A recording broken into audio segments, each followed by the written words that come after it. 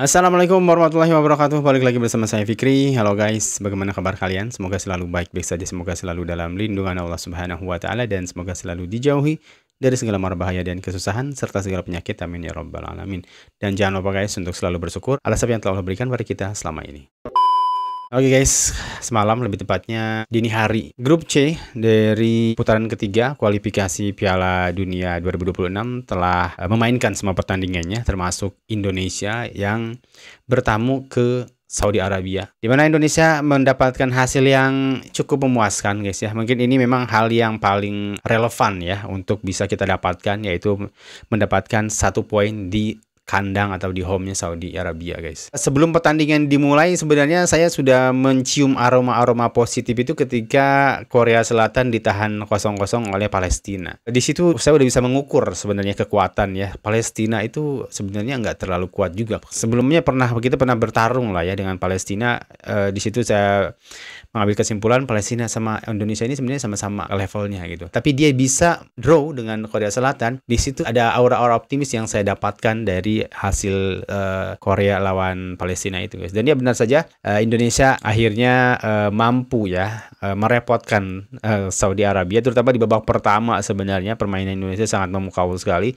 Saya sangat suka sekali high pressing, lalu tidak terlalu dalam bertahan ya, mau pegang bola, permainan dari kaki ke kaki yang cukup impresif menurut aku. Yang di babak kedua ini memang agak keteteran. Saya rasa faktor cuaca mungkin guys mempengaruhi stamina para pemain, seperti seolah-olah mereka sudah kecapean ya. Banyak pemain yang akhirnya cedera, seperti Tom Haye juga, Nathan Choaon juga tidak terlalu maksimal. Dan memang dalam permainan ini pemain dengan rating tertinggi adalah Martin Paes, di mana debutnya saya kira tadinya akan menjadi buruk bagi dia, di mana dia melakukan blunder ya seperti Hernando yang sebelumnya juga melakukan blunder gitu kan di laga-laga krusial seperti ini. Dan saya pikir ya Martin Paes juga melakukan hal yang sama ternyata dengan Hernando. Dan untungnya dia masih tetap tenang dan bisa membaca arah bola dengan sangat tepat sekali guys. Akhirnya ini menjadi debut yang sangat manis bagi Martin Paes. Selamat untuk Martin Paes. Dan untuk rekan-rekan yang lain juga, teman-teman yang lain juga di timnas Indonesia, semuanya memiliki perannya masing-masing. Semua bermain bagus secara tim. Memang ini formasi bertahan lalu counter attack. Sayang sekali ya sebenarnya counter attack banyak beberapa peluang sebenarnya, cuman beberapa passing pentingnya, final passingnya itu yang agak-agak mengecewakan sebenarnya.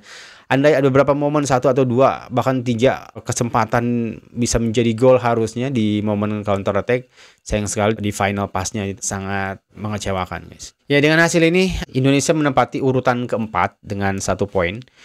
Di mana Jepang yang sebelumnya membelasah Cina 7-0 ada di posisi pertama. Lalu diikuti oleh Bahrain yang secara mengejutkan mengalahkan Australia di rumahnya sendiri, di kandangnya sendiri dengan 0-1 ya.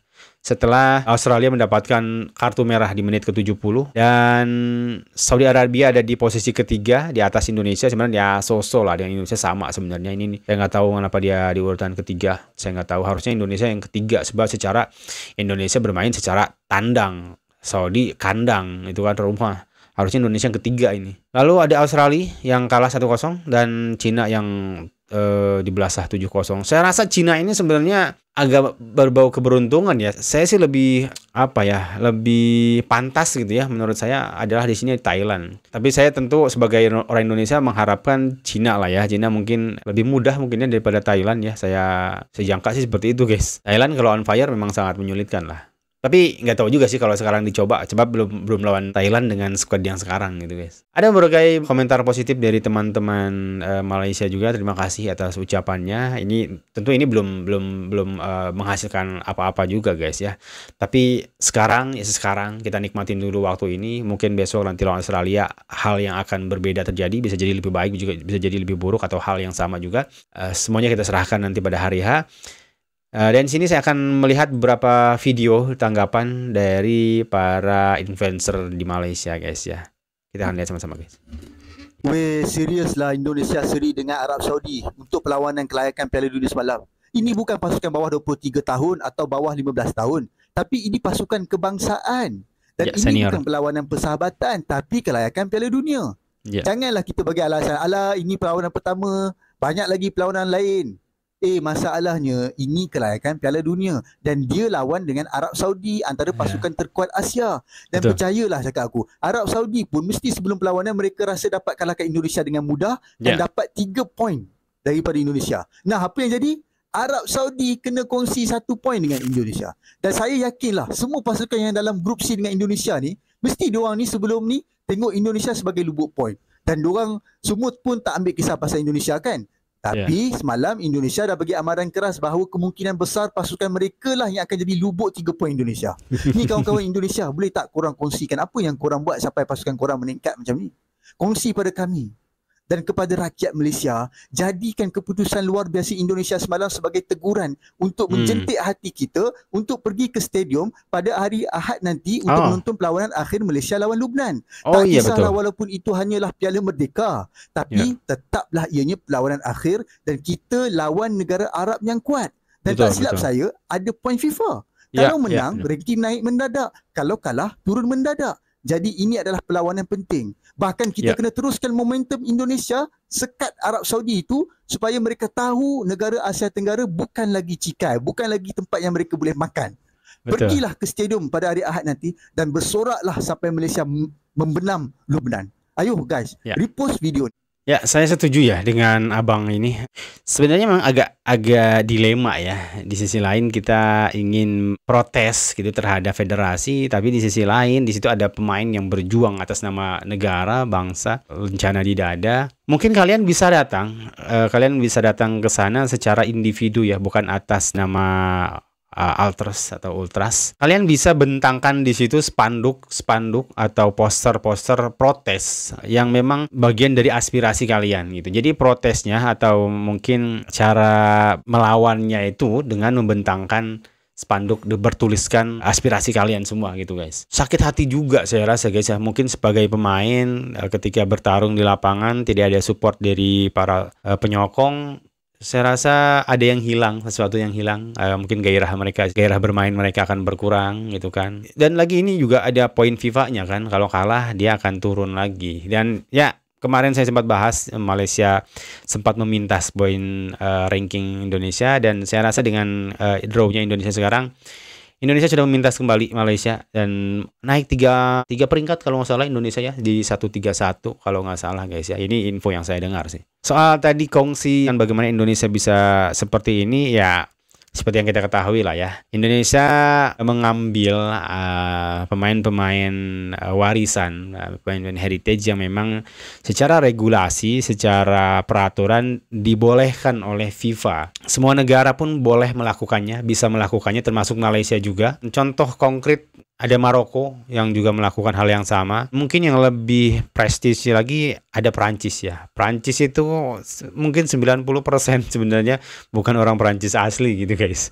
Mereka kebanyakan orang-orang luar yang datang ya, imigran gitu.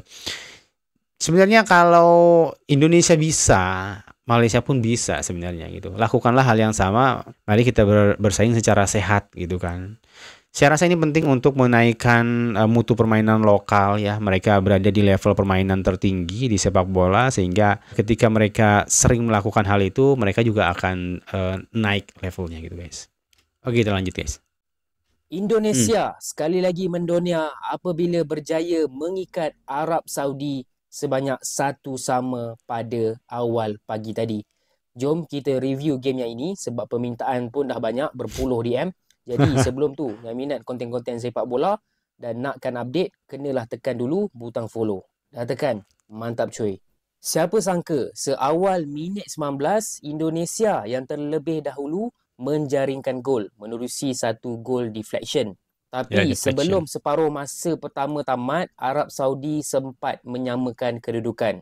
Yang ini pun gol deflection juga. Ya, betul. Agak sayang Indonesia bolos waktu ni sebab Arab Saudi diorang dapat momentum lah dekat half time tu kan. Even bawa ke second half pun Arab Saudi dah mula serang bertubi-tubi dan Indonesia terpaksa bertahan.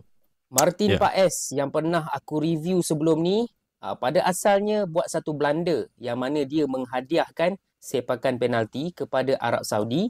Kemudian dia menjadi hero apabila menyelamatkan sepakan penalti tersebut dengan mudah.